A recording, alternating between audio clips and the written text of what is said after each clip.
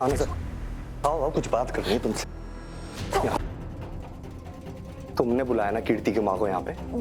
मैंने नहीं, मैं उन्हें क्यों बुलाऊंगी? ये नाटक ना किसी और के सामने करना पूनम। कल जब तुम्हारी दाल राघव के सामने नहीं गली तो तुमने राघव की शादी तोड़ने के लिए कीर्ति की माँ को यहाँ बुला लिया है? मेरी बात पल्ले नहीं पड़ती है क्या तुम्हारे? एक बात बताओ तुम्हें हमेशा माँ के खिलाफ क्यों जाना होता है? जो भी चीज मैं और माँ तुम्हें कहते हैं तुम हमेशा उसको उल्टा क्यों करती हो? हैं? आज बताओ मुझे, तुम तय कर लो कि तुम हमारी टीम में हो या हमारी दुश्मन हो।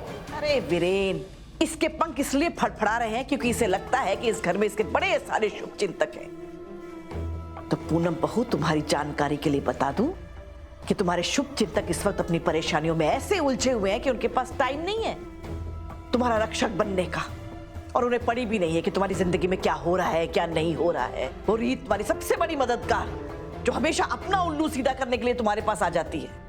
लेकिन हाँ, आज रीत की मदद करने के लिए इसे बहुत दर्द सहना पड़ेगा। जबान बहुत चलती है ना इसकी, पटर पटर। आज ऐसी सजा देंगे कि जबान चलाना भूल जाएगी। जा लिया वीरेन? सच में जलाने के? अरे नहीं, इसे डराना है।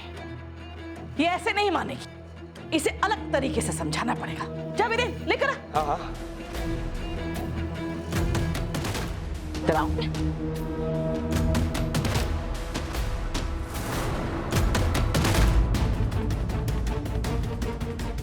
मम्मी जी,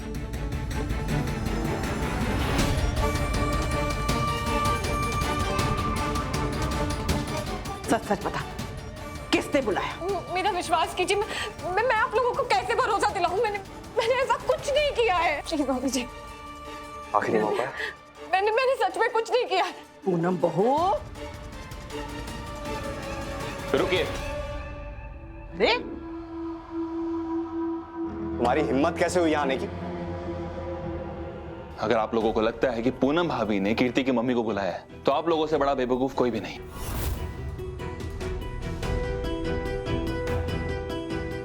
अच्छा, तो किसने बुलाया है? मैंने। क्या? सही सुना आपने, मैंने बुलाया उन्हें फोन करके।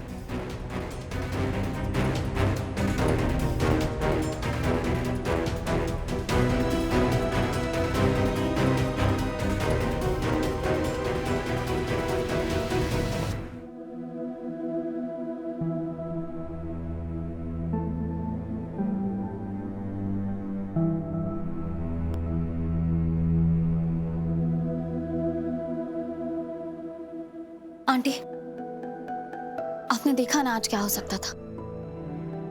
पता नहीं बेटा, मेरी बेटी की बुद्धि पर तो बल पड़ गए।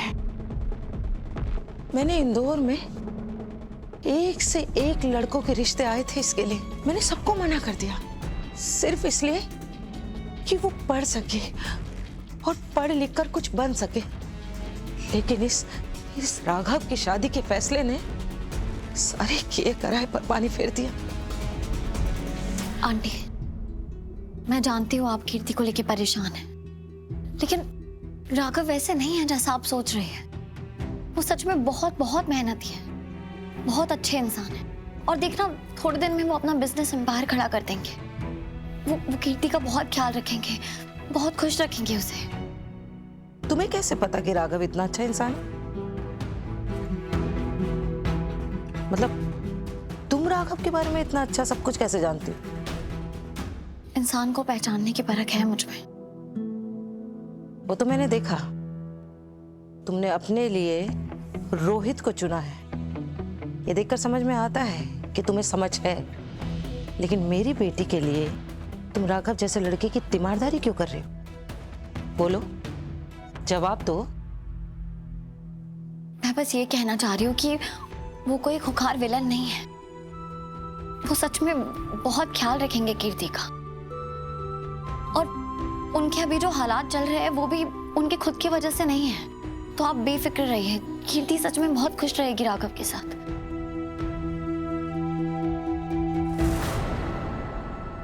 इसका मतलब रीत ने इन्हें यहाँ नहीं बुलाया था।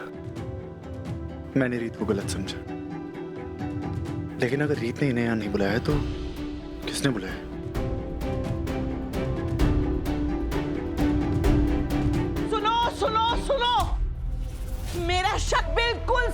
निकला। ये चौधरी परिवार से तो हमारी खुशियां देखी ही नहीं जाती। राघव, राघव इधर आ। तुझे पता है कौशल्या जी को तेरे खिलाफ चुगली रीत के भाई ध्रुव ने लगाई थी।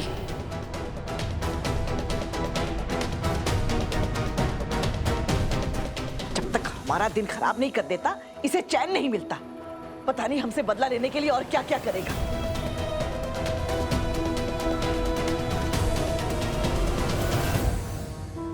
कौशल्या जी, ये रीत, रोहित, ध्रुव, इन्हें मेरे राघव की खुशी रास नहीं आती। आपको पता है हम आपको सब कुछ समय से बताने वाले थे। आपको शादी का कार्ड भेजकर एक बड़ा सरप्राइज देने वाले थे। हम आप पर कोई बोझ नहीं डालना चाहते थे, लेकिन ध्रुव ने आपको गलत सलत बताकर सब कुछ मटिया मेट कर दिया।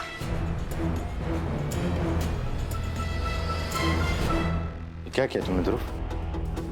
तुम डिसाइड करो तुम चाहते क्या हो? राघव की शादी कीर्ति से हो या फिर रीत से? रोहित ऐसी बात नहीं है। रोहित, ये क्या बोल रहे हो तुम? ध्रुव ने ये सब इसलिए नहीं किया। उसने इसलिए किया क्योंकि वो कीर्ति से प्यार करता है।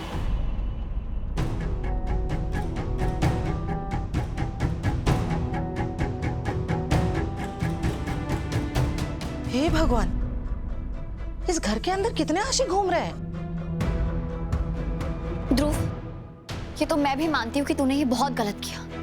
तू कीर्ति को पसंद करता है, लेकिन कीर्ति तुझे साफ साफ बता चुकी है ना कि वो तुझे पसंद नहीं करती, तो तू खुद को उस पर थोप नहीं सकता।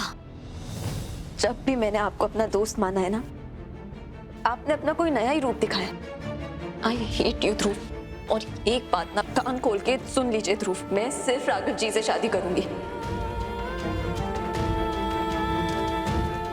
और अगर आपने दोबारा हमारी शादी तोड़ने की कोशिश की ना, तो आप मेरा वो गुस्सा देखेंगे जो आप बर्दाश्त नहीं कर पाएंगे।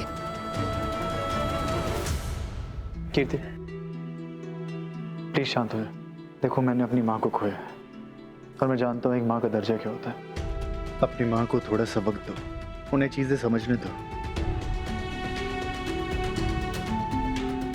और सच कहूं तो मैं भी जल्दबाजी में फैसला नहीं लेना चाहता। वो एक बार मुझे जान लेंगे, फिर हम दोनों साथ में मिलकर उनसे आशीर्वाद लेंगे। आंटी, जब तक आपकी रजामंदी नहीं होगी हम लोग शादी नहीं करेंगे। क्या? मुझे तो लगता है कि राघव भैया ना कीर्ति से शादी करना ही नहीं चाहते। स्मिता, तुमने भी तो अपने मम्मी पापा के खिलाफ जाकर प्रतीक से शादी की थी ना? क्या तुम मुझे ये कह रही हो कि तुम्हें उनकी कमी जरा भी अपनी जिंदगी में महसूस नहीं होती? चाचा जी और चाची जी आज तक तुमसे बात नहीं करते। क्या तुम चाहती हो कीर्ति के साथ भी ऐसा ही हो? देखो स्मिता, हम कीर्ति को तकलीफ नहीं देना चाहते, तो इसलिए जब तक आपकी रजामंदी नहीं होगी मैं कदम आगे नहीं बढ़ाऊंगा।